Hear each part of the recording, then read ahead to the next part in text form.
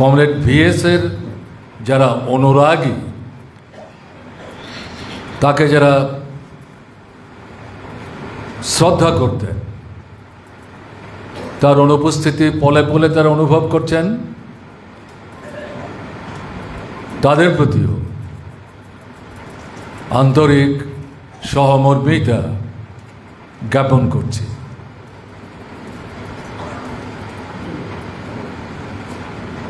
আপনারা জেনেছেন ভিএস 101 বছর বেঁচে ছিলেন।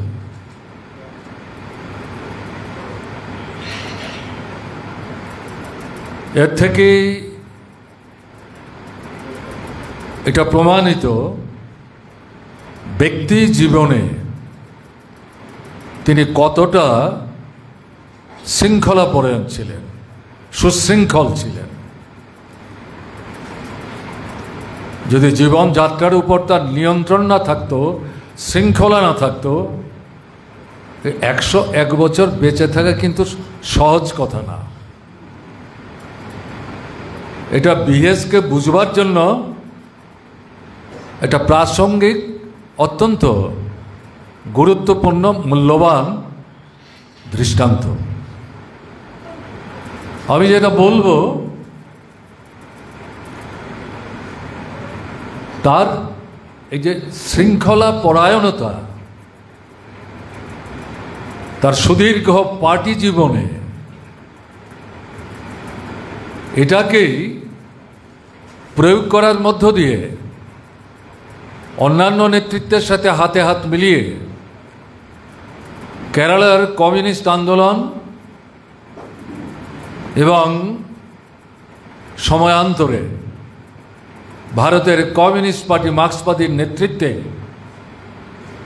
গণতান্ত্রিক এবং বামপন্থী আন্দোলনকে সংগঠিত করার ক্ষেত্রে গুরুত্বপূর্ণ ভূমিকা নিয়েছিল। শৃঙ্খলা ছাড়া যদি পার্টি সুসংহত হতে না পারে, তাহলে জনগণকে কি করে নেতৃত্ব দেবে? এটা পলে পলে অন্যান্য নেতৃত্বের সাথে কমরেড ভিএস উপলব্ধি করেছিলেন এবং প্রায়োগিক ক্ষেত্রে তার পুঙ্খানুপুঙ্খ রূপায়ণের মধ্য দিয়েই তিনি কেরালা পার্টিটাকে সেভাবে তৈরি হতে সাহায্য করেছেন। এই জায়গায় হচ্ছে অন্যান্যদের পাশাপাশি ভিএস এর বৈশিষ্ট্য।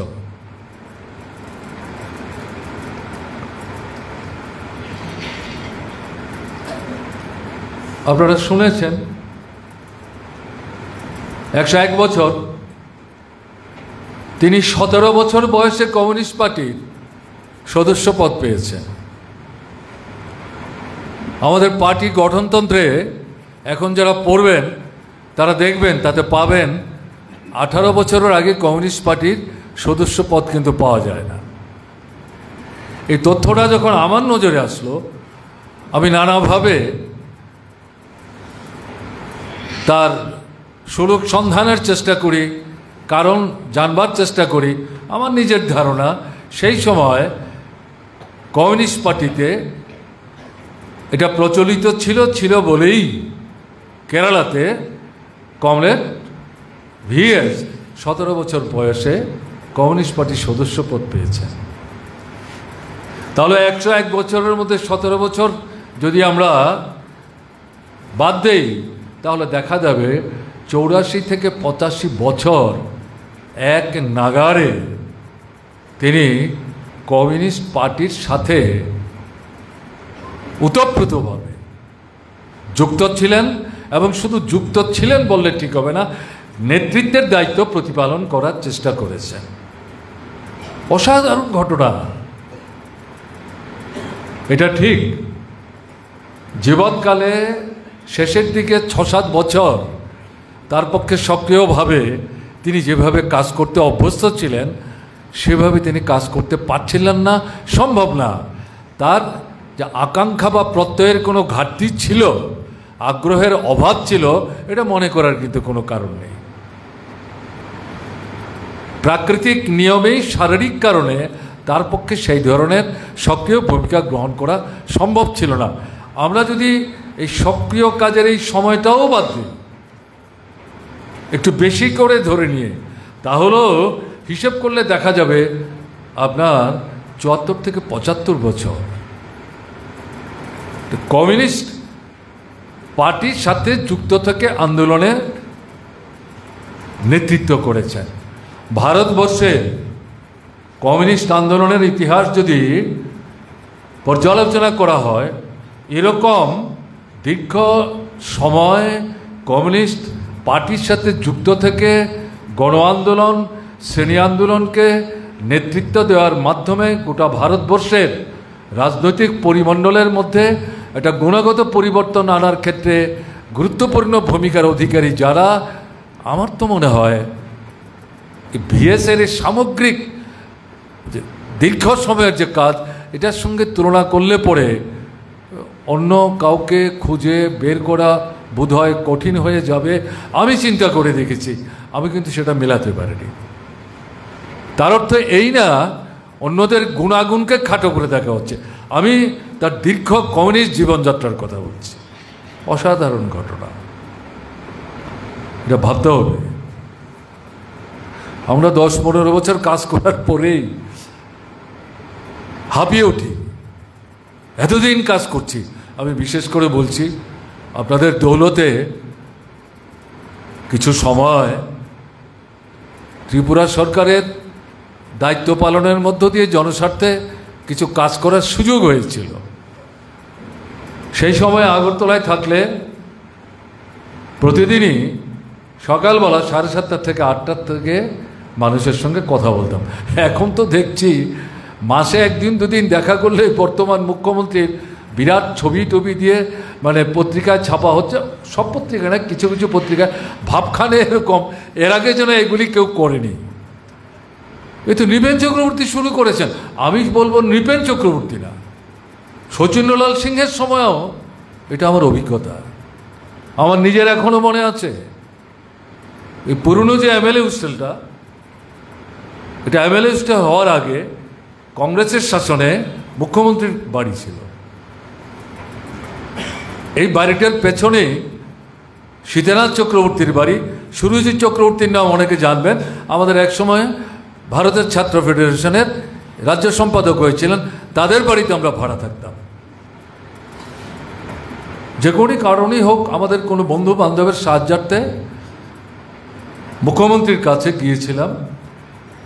খবর নিয়ে জানতে পেরেছিলাম যে তিনি মানুষের সাথে সকালবেলা সাক্ষাৎ করার জন্য একটা সময় দেন। ঢুকে বর্তমান যে এমএলএ হোস্টেলটা, পুরনো যে বাড়ি, তখনও পাশের বিল্ডিংগুলি হয়নি, যেগুলো নৃপেন চক্রবর্তী মুখ্যমন্ত্রী হওয়ার পর কমরেড বৈদ্যনাথ মজুমদারের উদ্যোগে তৈরি হয়েছিল। যদিও বাড়িগুলি নিয়ে বৈদ্যনাথ দা নিজেই পরবর্তী সময় খুব প্রকাশ করেছেন, এগুলি কবুতরের টং হয়েছিল, এই টংগুলি তখন ছিল না। তো এই যে মূল যে বিল্ডিংটা, সেই বিল্ডিংয়ে ঢুকেই বাঁদিকের সবচেয়ে বড় যে প্রকোষ্ঠটা, তাতে তিনি বসতেন। তিনি কিন্তু কংগ্রেস নেতা, কিন্তু আমি ঢুকে লক্ষ্য করছি তার গোটা চত্বরটা আপনার লাল ইয়েতে কার্পেটে সেটা সাজানো আছে। আমার তখন একটু স্ট্রাইক করেছিল, ব্যাপারটা কি, মুখ্যমন্ত্রী কংগ্রেস, তারা তো সাদা অনুসারী, লালটা তো কমিউনিস্ট, এটাতে অর্থাৎ সংকীর্ণতা না। আমি সেদিন যেটা স্ট্রাইক করেছিল আমি বলছি, সেই সময় দেখছি মানুষের সাথে কথা বলছেন, এরকম সাহায্যের জন্য তার কাছে দরখাস্ত দেওয়া হলো আমার এক বন্ধুকে সাহায্য করার প্রশ্নে, হয় পরীক্ষার ফিস অথবা বই কেনা। আমার এখনও মনে আছে সেই দরখাস্তের পরিপ্রেক্ষিতে সেই সময় 20 টাকা দেওয়ার নির্দেশ দিয়েছিলেন। সেই সময়ে 20 টাকা, শচীন্দ্রলাল সিংহ মুখ্যমন্ত্রী, ভাবতে পারছেন? এখন তো মানে অতীতকে ভুলিয়ে দেওয়ার চেষ্টা হচ্ছে। যাই হোক, তো আমি বলছি এই কারণে, এই সরকারে যখন ছিলাম তখন দেখতাম যে পকেটে পার্টি মেম্বারশিপের ফি দিয়েছেন কাগজ, পার্টিকে বিভিন্ন সময় চাঁদা দিয়েছেন কাগজ, নানা গণসংগঠনে কাজ করেন কাগজ, এগুলি পুটলা করে নিয়ে গিয়ে পকেট থেকে বের করে বলেন 15 বছর হয়ে গেল, 20 বছর হয়ে গেল, কিছুই তো পেলাম না। তো আমি হাসতে হাসতে বলতাম, কেন আপনি পার্টি মেম্বারশিপ তো পেয়েছেন। তারপরে দেখতাম অনেকে মাথা নুয়ে ফেলতেন, অনেকে উল্টো দিক থেকে এতে আরও বরং খুব প্রকাশ করতেন।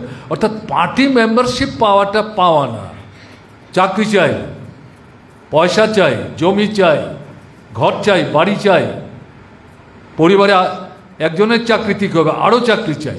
অর্থাৎ এটা হচ্ছে মূল ব্যাপার, এ হচ্ছে চেতনা স্তর। আমি সবার কথা বলছি না, আমার এই সময়ে প্রশাসনের সাথে যুক্ত থাকার সুবাদে স্বল্প সময়ের যে অভিজ্ঞতা, তার নিরিখে কিন্তু এই কথাটা বলছি।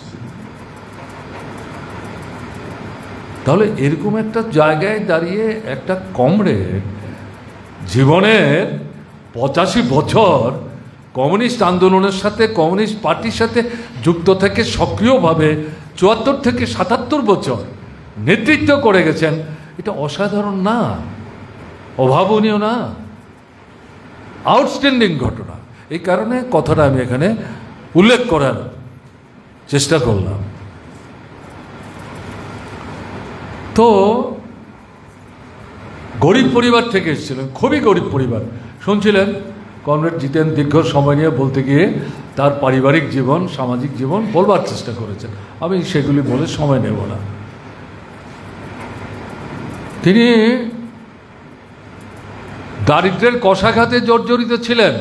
ক্লাস 7-এর বিশেষ স্কুলে পড়ার আকাঙ্ক্ষা থাকলো, সুযোগ পাননি, পড়া শেষ। এবং তার লড়াই শুরু হয়েছিল আপনার কয়ার শ্রমিকদের সাথে যুক্ত হওয়ার মধ্য দিয়ে। নারকেলের যে ছোবা, এটা কেরালার অতি পুরনো, জিতেনে উল্লেখ করার চেষ্টা করেছেন। তার থেকে শুধু দড়ি না, নানা রকম বিষয় তৈরি হয়। সেই কাজে যুক্ত হয়ে আয় উপার্জনের মাধ্যমে পরিবার নির্বাহের চেষ্টা করছিলেন। তাতে গিয়ে এই শ্রমিকদের সাথে সম্মেলনের সুযোগ তার হয়, এর মধ্য দিয়ে এই শ্রমিক আন্দোলনের সাথে তিনি কিন্তু যুক্ত হন। এটাই তার মানে লড়াই সংগ্রামের ক্ষেত্রে মানুষকে সংগঠিত করা এবং সংগঠিত মানুষ নিয়ে শোষণের বিরুদ্ধে লড়াইয়ে মানুষকে এগিয়ে নিয়ে যাওয়ার ক্ষেত্রে প্রথম তার মানে পদচারণা। পরবর্তী সময় শুনেছেন কৃষ্ণ পিল্লাই তাকে ক্ষেত মজুরদের মধ্যে কাজ করার জন্য দায়িত্ব দিয়েছিলেন, সে দীর্ঘ ইতিহাস। তাহলে এর মধ্য দিয়ে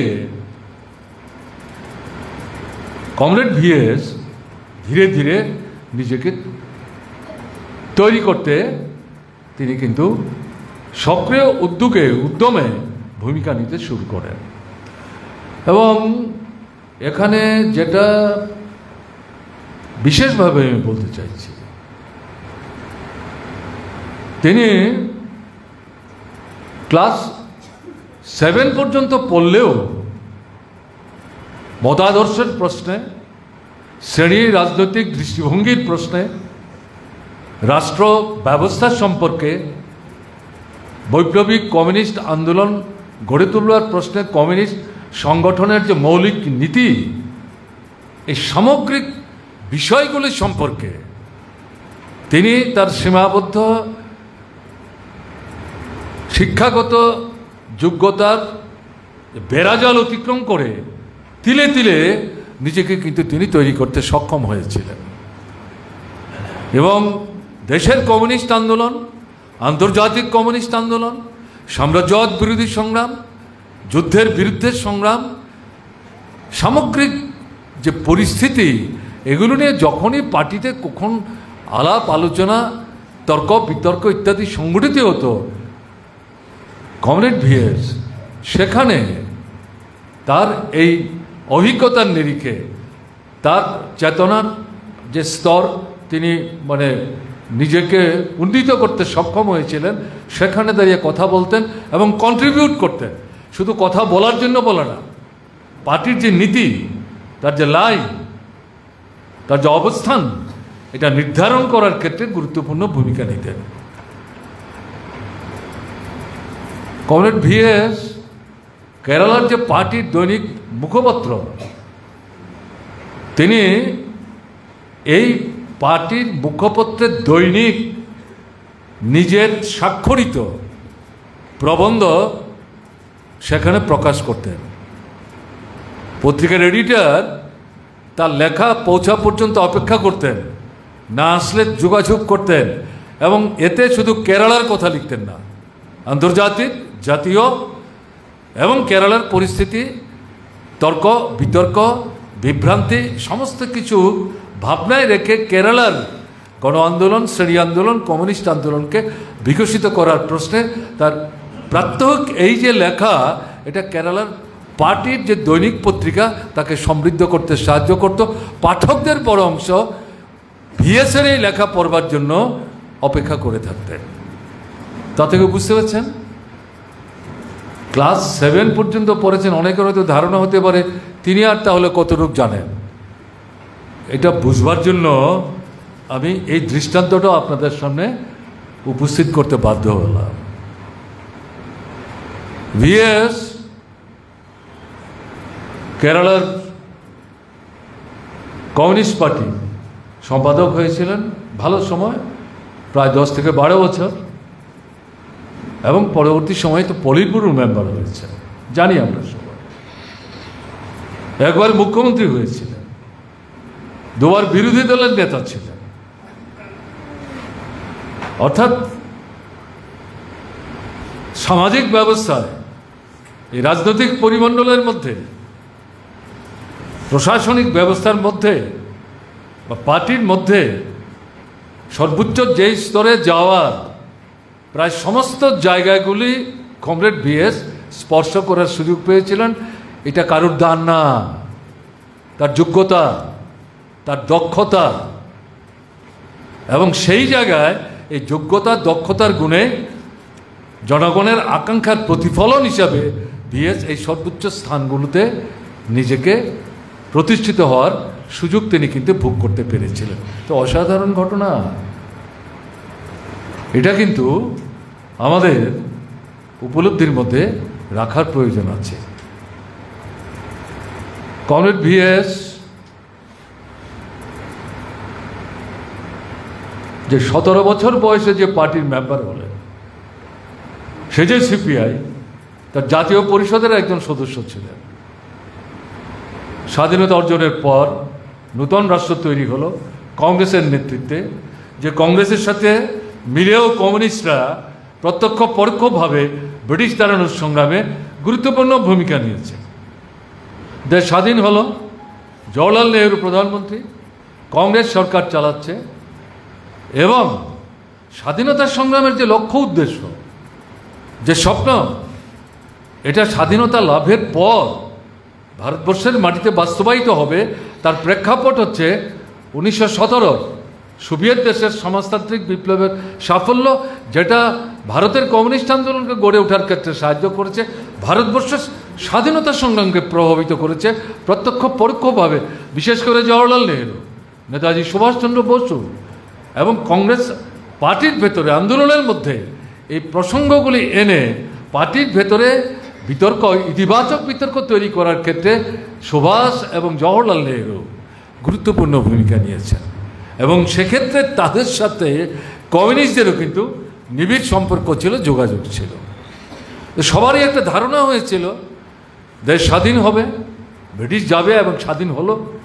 জওহরলাল নেহরু যেহেতু প্রধানমন্ত্রী এবং সমাজতান্ত্রিক সোভিয়েত সম্পর্কে তার ধারণা স্বচ্ছ, তিনি একজন জ্ঞানীগুণী মানুষ, লেখাপড়ায় সুপণ্ডিত, কাজেই সেই জায়গায় এই যে প্রত্যাশা সরকারে যাওয়ার পর সময়ের ব্যবধানে উপলব্ধিদের মধ্যে আসতে শুরু করলো, এ তো উল্টো হয়ে গেছে।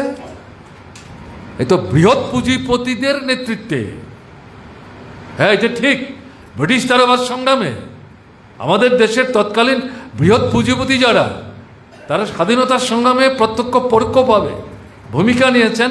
এর পেছনে তাদের শ্রেণীস্বার্থ লুক্কায়িত ছিল।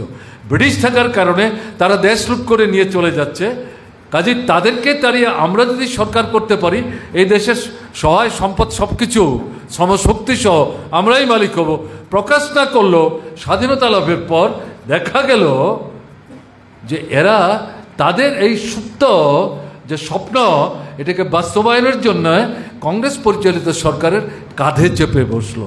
ফলে বড় পুঁজিপতিদের নেতৃত্বে পুঁজিপতি এবং যোদ্ধার জমিদার তাদের সমন্বয়ে সাম্রাজ্যবাদের সাথে সমঝোতা করে কংগ্রেস সরকার চালাবার চেষ্টা করছে।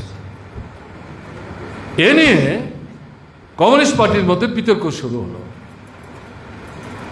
তৎকালীন কমিউনিস্ট পার্টির বৃহত্তম অংশ, এই সরকার জনগণের স্বার্থ রক্ষাকারী সরকার, কাজে এর বিরুদ্ধে কোনো আন্দোলন না, সংগ্রাম না, একে সহযোগিতা করতে হবে। সব জিনিস আমাদের ইচ্ছামতো হয়তো করছে না, কিন্তু আস্তে আস্তে করানো যাবে। এর বিরুদ্ধে আন্দোলন সংগ্রাম করতে গেলে পর ঠিক হবে না। এবং এর পেছনে তৎকালীন সমাজতান্ত্রিক সোভিয়েত যে রাষ্ট্র, তার যে সরকার, তাদের একটা সফট অ্যাটিটিউড ছিল। এটা তৎকালীন ভারতের কমিউনিস্ট আন্দোলনের বৃহত্তম অংশকে প্রভাবিত করতেও সাহায্য করেছে। এই যে পরিস্থিতি, সেই পরিস্থিতিতে কমিউনিস্ট আন্দোলনের ভেতরে যারা প্রকৃতপক্ষে স্বাধীনতা লাভের মধ্যে দিয়ে ভারতবর্ষের জনগণের জীবনের মূল সমস্যাগুলির সমাধান করে, শিরদাঁড়া উঁচু করে মানুষের মতো মানুষ হিসাবে যাতে তারা নিজের পায়ে নিজেরা দাঁড়িয়ে জীবন ধারণ করতে পারেন, এই যে লক্ষ্য, ব্রিটিশ তাড়ানোর উপর নূতন ভারত গড়ে তোলার, এই লক্ষ্য রূপায়িত হচ্ছে না। এবং এর মূল কারণ এই নেতৃত্ব। কাজে এই নেতৃত্বকে যদি সহযোগিতা করি আমরা, তার এই যে দুর্বলতা, শ্রেণী স্বার্থের যে সীমাবদ্ধতা, সাম্রাজ্যবাদের সঙ্গে যাকে তারই আমরা স্বাধীন করলাম দেশ, তার সাথে যে সমঝোতা, এটা যদি আমরা এক্সপোজ না করি, জনগণকে যদি সচেতন না করি, তাহলে এই কমিউনিস্ট পার্টির অর্থটা কি? এই নিয়ে তৎকালীন কমিউনিস্ট আন্দোলনের মধ্যে প্রচণ্ড বিতর্ক তৈরি হলো, চেষ্টা চলল, কিন্তু সমঝোতার মধ্যে আসা গেল না। শেষ পর্যন্ত 1964 সালে নূতন পার্টি তৈরি হলো এবং ওই যে কমিউনিস্ট পার্টি, সেখান থেকে তাদের জাতীয় পরিষদের 32 জন সদস্য বেরিয়ে এসেছিলেন। এই 32 জনের মধ্যে অন্যতম ছিলেন কমরেড ধীরেশ চতুর্জনন্দন। কলকাতায় তো এই কনফারেন্স হয়, পার্টি তৈরি হয়, নতুন কর্মসূচি নেওয়া হয়, পরবর্তী সময়ে গঠনতন্ত্র তৈরি হয়, সাংগঠনিক কর্মসূচি হাতে নেওয়া হয়।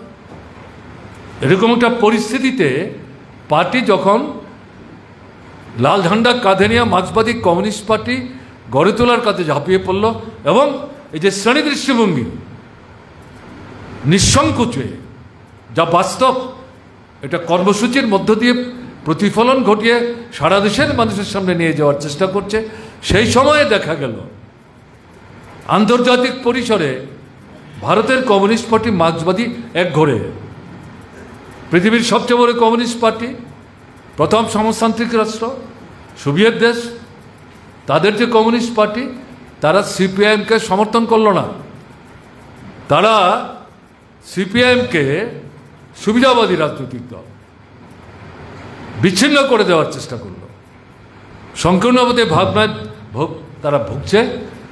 এরা ভারত রাষ্ট্রের পরিস্থিতি উপলব্ধি করছে না, তারা ভুলভাবে এই সরকারটার বিরুদ্ধে কথাবার্তা বলছে। তারা বরং মার্ক্সবাদী কমিউনিস্ট পার্টিকে সংশোধন করার চেষ্টা করছে। মার্ক্সবাদী কমিউনিস্ট পার্টির নব্য গঠিত নেতৃত্ব, তারা বলছিলেন, এটা তাদের বক্তব্য, তারা যেমন মার্ক্সবাদ লেনিনবাদকে যেভাবে বুঝেছেন, তার নিরিখে তাদের দেশে সমাজতন্ত্র করেছেন, সেলাম জানাই, কিন্তু সেখান থেকে ভারতবর্ষের বর্তমান যে আভ্যন্তরীণ পরিস্থিতি, এটার যে মূল্যায়ন করছেন, তার সাথে আমরা একমত না। যত বড় পার্টি হোক, প্রথম সমাজতান্ত্রিক রাষ্ট্র গঠনের নেতাও হোক, তাতে অশ্রদ্ধা তাদের করছি না, তাদের এই বক্তব্যের সঙ্গে আমরা একমত না।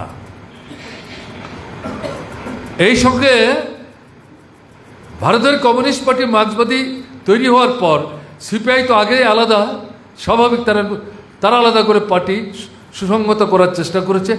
সিপিআইএমএল নকশাল তারা বেরিয়ে গেল, তারা আলাদা পার্টি তৈরি করল এবং এই জায়গায় এরা ভারত রাষ্ট্রের শ্রেণী চরিত্র বিকৃতভাবে তারা ব্যাখ্যা করলো। তারা বলল এটা হচ্ছে সাম্রাজ্যবাদীদের মসনদদার, তাদের স্বার্থ রক্ষা করছে, কাজেই এই স্বাধীনতা অর্থহীন।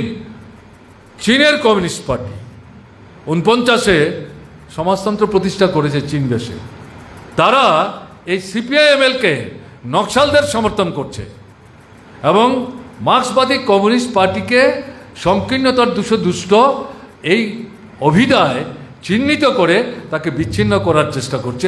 আর এই সিপিআইএমএল ভারতবর্ষের বিভিন্ন রাজ্যের, যে আমরা ত্রিপুরায় দেখেছি দেয়ালে দেয়ালে রেডিও পিকিং,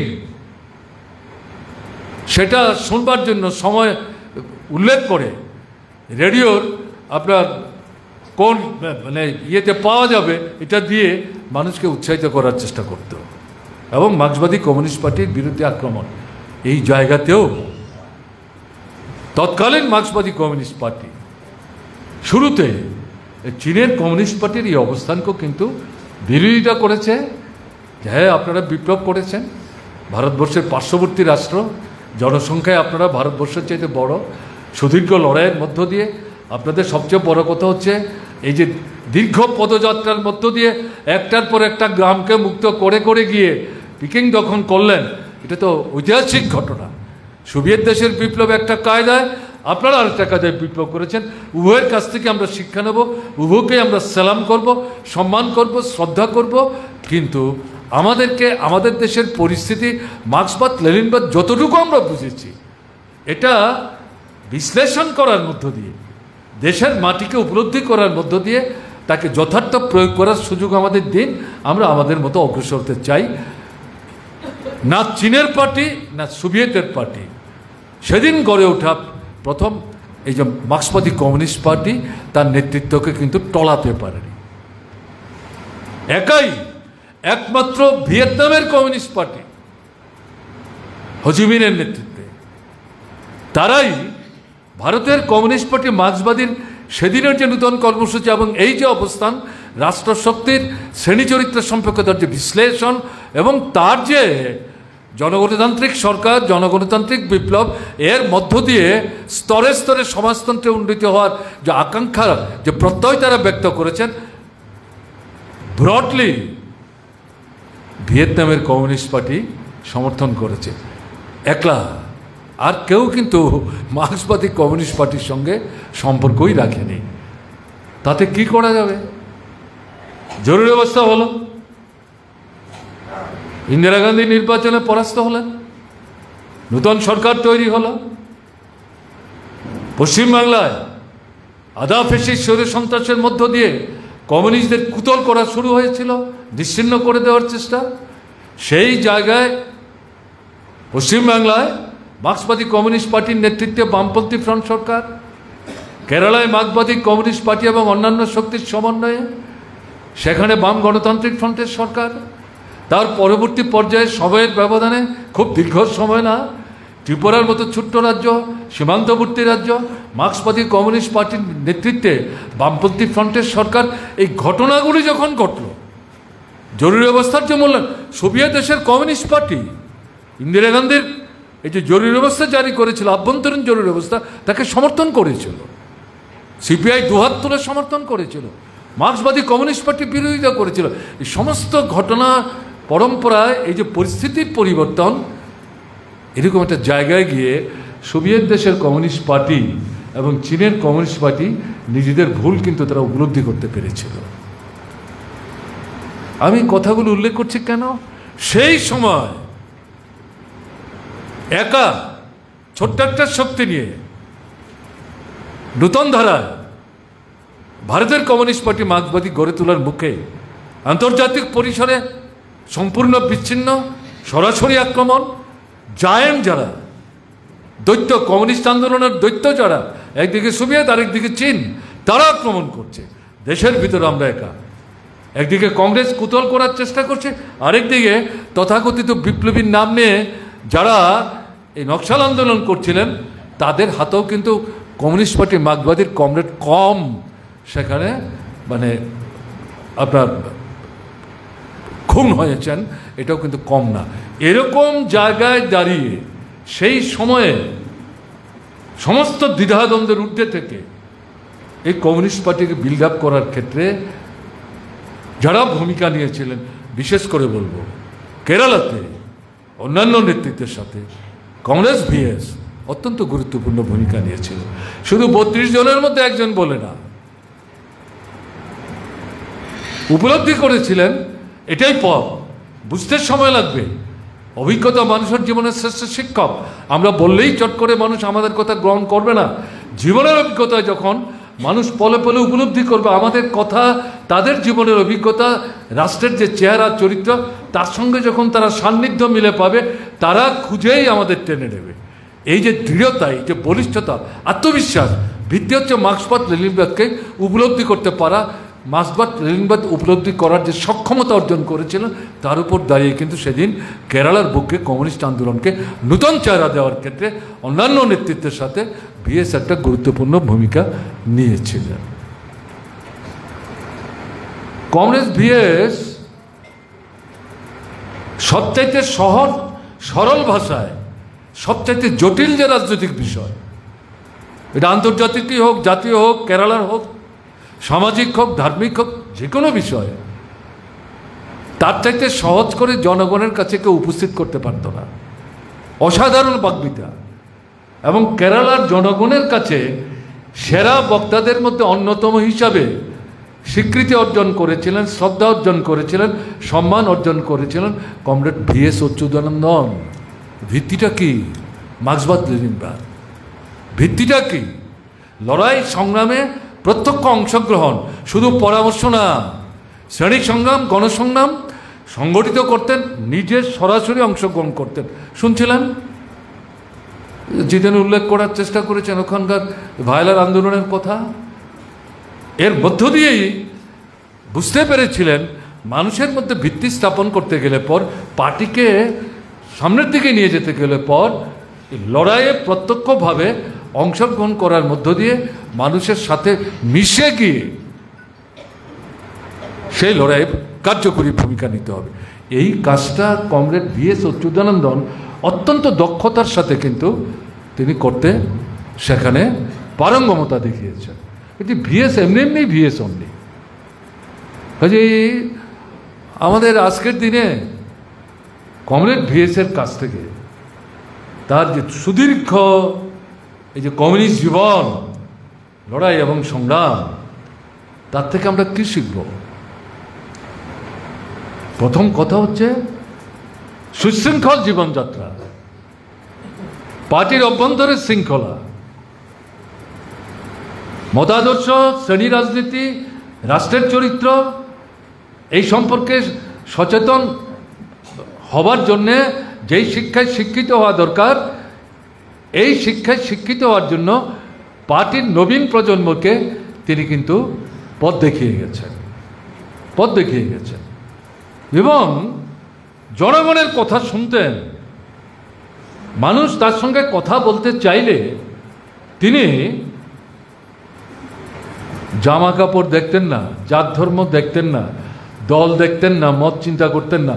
তার সঙ্গে কথা বলতে চাইছেন এটা বুঝতে পারলেই নিজে এগিয়ে গিয়ে কথা বলার চেষ্টা করতেন, বলা কথা শুনবার চেষ্টা করতেন, উপলব্ধি করার চেষ্টা করতেন, এবং যদি মনে করতেন যে বিষয়টা নিয়ে এসে এটার প্রাসঙ্গিকতা আছে, কিছু করা দরকার ব্যক্তিগতভাবে, পার্টিগতভাবে, সেই জায়গায় কমরেড ভিএস গুরুত্বপূর্ণ কার্যকরী ভূমিকা গ্রহণ করতেন। এই যে সামগ্রিক যে কর্মধারা, এর মধ্য দিয়েই কিন্তু জননেতা হিসেবে তিনি প্রতিষ্ঠা অর্জন করেছিলেন এবং এর মধ্য দিয়েই তিনি মুখ্যমন্ত্রী হয়েছিলেন, দুবার বিরোধী দলের নেতাও হয়েছেন। এই সম্পর্কে কিছু কিছু কথা কমরেড জিতেন বলার চেষ্টা করেছে।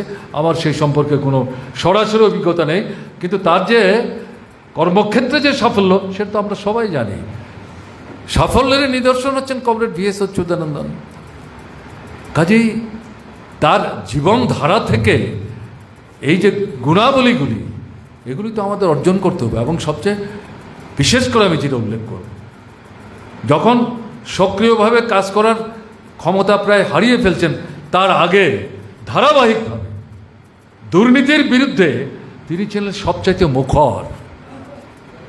বিধানসভার ভেতর, বিধানসভার বাইরে, সাধারণ গণ আন্দোলনে, কেরালার বুকে যেখানেই দুর্নীতির গন্ধ পেয়েছেন, যারাই তার সাথে যুক্ত তাদেরকে চিহ্নিত করে জনগণের সামনে তাদের চেহারা উন্মোচিত করার প্রশ্নে তিনি নির্দয় ভূমিকা নেওয়ার চেষ্টা করেছেন। এবং যে কারণে কেরালার সাধারণ মানুষ দলমত নির্বিশেষে বলতেন ভিএস হচ্ছে আমাদের মুখ, আমাদের চিন্তা, আমাদের ভাবনার প্রতিফলন। ভিএস আছে মানে অন্যায়ের বিরুদ্ধে, অবিচারের বিরুদ্ধে, ব্যভিচারের বিরুদ্ধে, দুর্নীতির বিরুদ্ধে লড়াই আছে। এরকম জায়গায় ভিএস কিন্তু উন্নীত হয়েছিলেন। কাজে এই সব কিছু থেকে গোটা জীবনটাই, বিশেষ করে আমাদের যারা নবীন প্রজন্ম, আমি আমাকে নিয়েও বলছি, আমি তো আর এখন নবীন প্রজন্ম বললে হবে না, আমার বয়স ৭৬ হয়ে গেছে, কিন্তু তবু আমি বলব এই বয়সেও আমারও ৫৪-৫৫ বছর হয়েছে পার্টির কাজে, তারপরেও তিনি যা রেখে গেছেন তার মধ্যে এমন অনেক বিষয় আছে, আমাকেও কিন্তু সেখান থেকে শিক্ষা গ্রহণ করার সুযোগ আছে। যেখানে অসম্পূর্ণতা আছে এটাকে পূর্ণ করার জন্যে সেখান থেকে শিক্ষা নিতে হবে। তাই এটা শুধু ফুলমালা চন্দন দেওয়ার জন্য আজকের অনুষ্ঠান না। কে ভিএস, কি করে ভিএস হলেন, কেন তার স্মরণ সভা, কি তিনি রেখে গেছেন, কি আমরা শিখলাম, কি আমাদের শিখতে হবে, এটাই যদি উপলব্ধির মধ্যে না থাকে তাহলে তো আজকের অনুষ্ঠানে একটা আনুষ্ঠানিক ব্যাপার হবে। আমরা তো স্মরণসভা এভাবে করি না। তাই কমরেডদের কাছে আবেদন থাকবে যে তার চরিত্র থেকে এই যে গুণাবলীগুলির কথা বলা হবে, এগুলি কিন্তু আমাদের আহরণ করতে হবে, পার্টির অভ্যন্তরে লড়াই করছেন, তর্ক করছেন, বিতর্ক করছেন, ভিন্নমত প্রকাশ করছেন। আলটিমেটলি গণতান্ত্রিক কেন্দ্রিকতার যে নীতি, যেটা সংগঠনের মূল নীতি আমাদের, সেই নীতির ভিত্তিতে যে সিদ্ধান্তে পার্টি উপনীত হতো সেটাকে কার্যকরী বাস্তবায়িত করার ক্ষেত্রে ভিএস সামনের সারির অন্যতম নেতৃত্বের ভূমিকা নিতেন। কাজে এই সমস্ত গুণগুলো আমাদের কিন্তু অর্জন করতে হবে। দেশের পরিস্থিতি বর্তমান সময়ে জটিল থেকে জটিলতর জায়গায় যাচ্ছে। বিশেষ করে আমরা যেটা লক্ষ্য করছি, পশ্চিমবাংলায় বামপন্থী ফ্রন্টের সরকার সারা ভারতবর্ষের সামনে যে বিকল্প পথের সন্ধান দিচ্ছিল, সেই সরকারটাকে আন্তর্জাতিক, জাতীয় এবং পশ্চিমবাংলার যে প্রতিক্রিয়াশীল শক্তি তথাকথিত টিএমসির নেতৃত্বকে সামনে রেখে এই গভীর ষড়যন্ত্রের ফলশ্রুতিতে সরকারটার পতন ঘটল। এরা এখন সরকার চালাচ্ছে, আমরা দেখছি সেখানে কি চলছে, গণতন্ত্র আক্রান্ত হচ্ছে, স্বৈরাচার মাথাচাড়া দিয়ে উঠেছে, দুর্নীতি এবং প্রশাসন সমর্থক হয়ে গেছে, কমিউনিস্টদের নিধন করার জন্য, মার্ক্সবাদী কমিউনিস্ট পার্টি নিশ্চিহ্ন করার জন্য অহর্নিশ ষড়যন্ত্র চলছে। আমাদের ত্রিপুরায় বামফ্রন্ট সরকার, তাকে উচ্ছেদ করা হয়েছে 18-র পর থেকে। এখানে কি চলছে, এখানে যারা আছেন তাদের কাছে এগুলো বলে সময় নেওয়ার তো কোনো মানে নেই। একদলীয় স্বৈরশাসন কায়েম করার লক্ষ্য নিয়ে গণতন্ত্রকে সংঘাত করে, ভোটকে প্রহসনে পরিণত করে, দুর্নীতি এবং প্রশাসনকে সমর্থক করে দিয়ে এটা অরাজক পরিস্থিতি তারা তৈরি করছে। এবং এখান থেকে সাফল্য যদি অর্জন করতে পারে, এটাকে ধীরে ধীরে ভারতবর্ষে অন্য জায়গায় ছড়িয়ে দেওয়ার চেষ্টা তারা করবে। এই অভিপ্রায় নিয়ে এটাকে আপনার একটা ল্যাবরেটরির মতো, বীক্ষণাগারের মতো তারা কিন্তু ব্যবহার করার চেষ্টা করছে। কেরালায় বাম গণতান্ত্রিক ফ্রন্টের সরকার, বিজেপি মাথাচাড়া দিচ্ছে, বিশ্ব হিন্দু পরিষদ মাথাচাড়া দিচ্ছে। দুর্ভাগ্যের হলো বাস্তব, জাতীয় স্তরে যখন বিজেপির বিরুদ্ধে লড়াই একটা বৃহত্তর ঐক্য গড়ে তোলার চেষ্টা হচ্ছে, কেরালায় মার্ক্সবাদী কমিউনিস্ট পার্টির নেতৃত্বে বামপন্থী ফ্রন্টকে দুর্বল এবং বিচ্ছিন্ন করার জন্য কংগ্রেস কখনো প্রকাশ্যে কখনো অপ্রকাশ্যে, এমনকি এই অভিযোগও উঠছে বিজেপির সাথে সমঝোতা করে বামফ্রন্টকে সেখানে দুর্বল করার চেষ্টা হচ্ছে।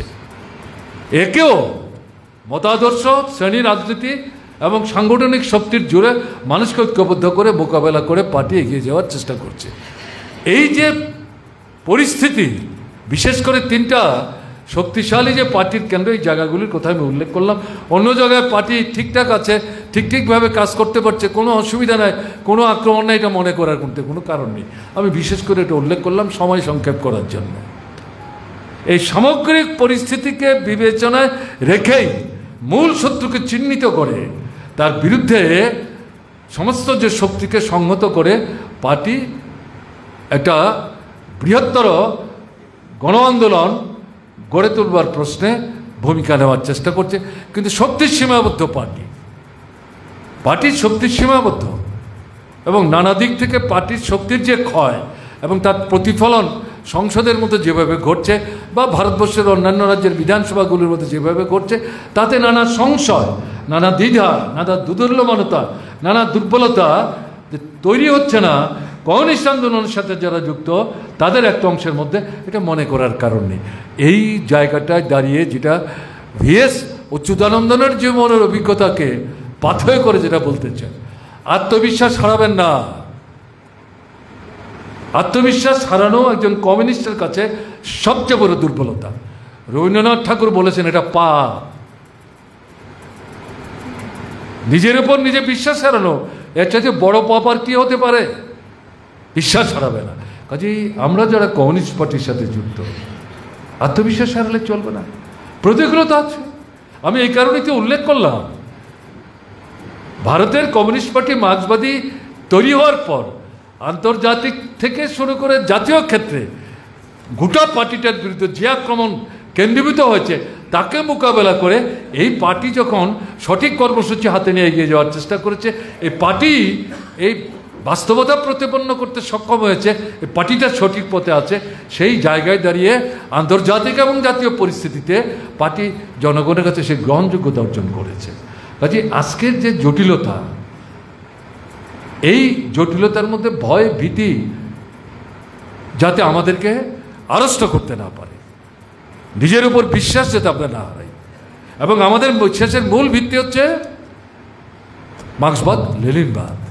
এবং এই জায়গায় পার্টি যে কথা বলতে চাইছে, শ্রেণী আন্দোলন, গণ আন্দোলন, এটাকে তীব্র থেকে তীব্রতর করতে হবে, ব্যাপকতর করতে হবে।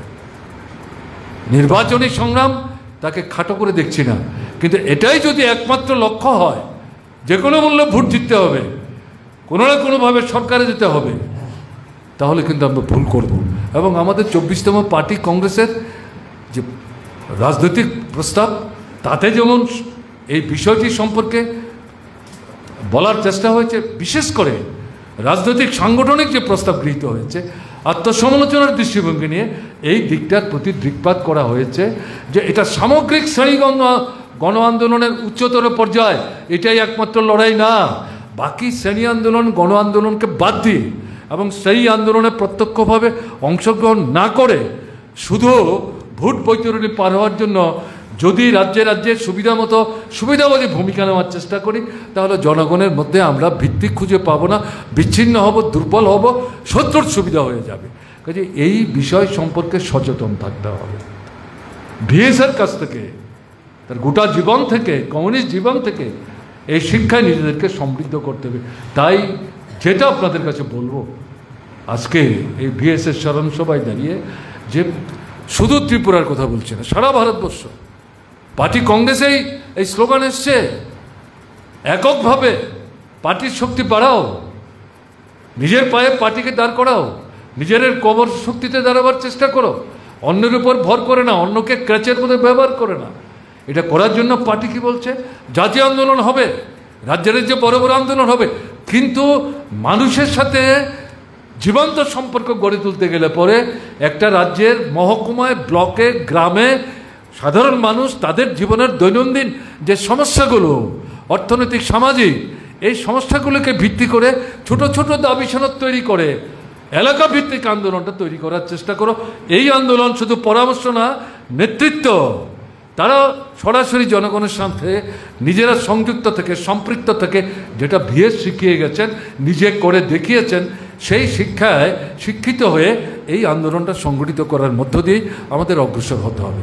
এই ধারায় যদি আমরা কাজ করতে পারি, তাহলে পরে জনশত্রুদেরকে বিচ্ছিন্ন করা এবং আমাদের শক্তিটাকে সংহত করা, যাদের মধ্যে এখনো বিভ্রান্তি আছে তাদের বড় অংশকে জয়যুক্ত করে আমাদের সাথে সম্মিলিত করে মূল শ্রেণীশত্রুর বিরুদ্ধে লড়াইয়ে সাফল্য অর্জন করা কঠিন হবে মনে করার কিন্তু কারণ নেই।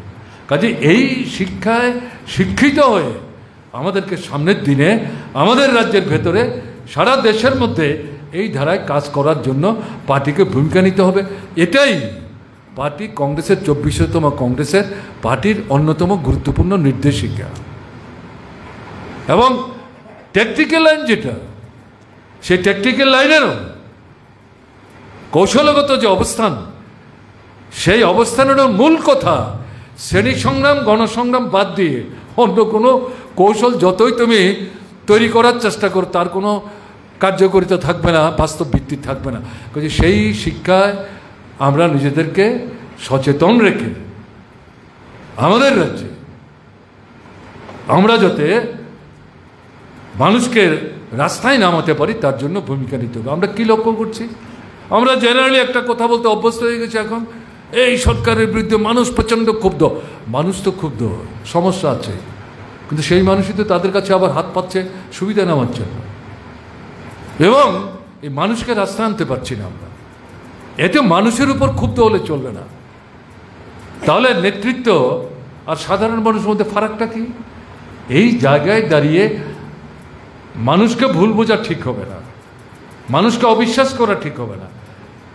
তার যে মনের আকুতি, তার যে সমস্যার কথা বলছে, এর থেকে বেরোতে চায়, এই সত্যতাকে অস্বীকার না করে ধীরে ধীরে জবরদস্তি করে কাউকে মিছিলে মিটিং আনা যাবে না। এই চেষ্টা করাও কৌশলের দিক থেকে বর্তমান পরিস্থিতিতে আমাদের রাজ্যে এটা সঠিক হবে না।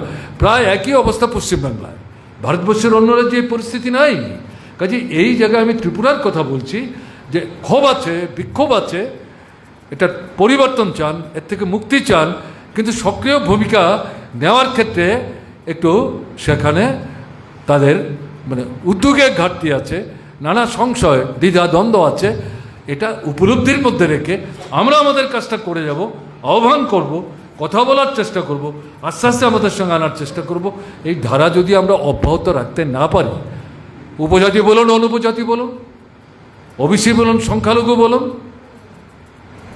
মধ্যবিত্ত বলুন, ছোট মাঝারি ব্যবসায়ী বলুন, এই তাদেরকে জড়ো করে মূল শত্রুর বিরুদ্ধে একটা ব্যাপক বৃহত্তর যে আন্দোলনের মধ্য দিয়ে একটা সমুচিত ধাক্কা দেওয়ার যে পরিমণ্ডল আমরা তৈরি করতে চাইছি, সেটা কিন্তু তৈরি করা সম্ভব হবে না। তাই আজকের দিনে বিএসের সমগ্র সংগ্রামী জীবনধারা থেকে এই শিক্ষা নিয়ে পার্টি কংগ্রেসের যে নির্দেশাবলী দুটোকে সম্পৃক্ত করে আমরা আমাদের রাজ্যে এগিয়ে যাওয়ার চেষ্টা করব, এই বিশ্বাস ব্যক্ত করে বিএসের স্মৃতির প্রতি আরেকবার শ্রদ্ধা নিবেদন করে আমি আমার কথা বলা শেষ করছি।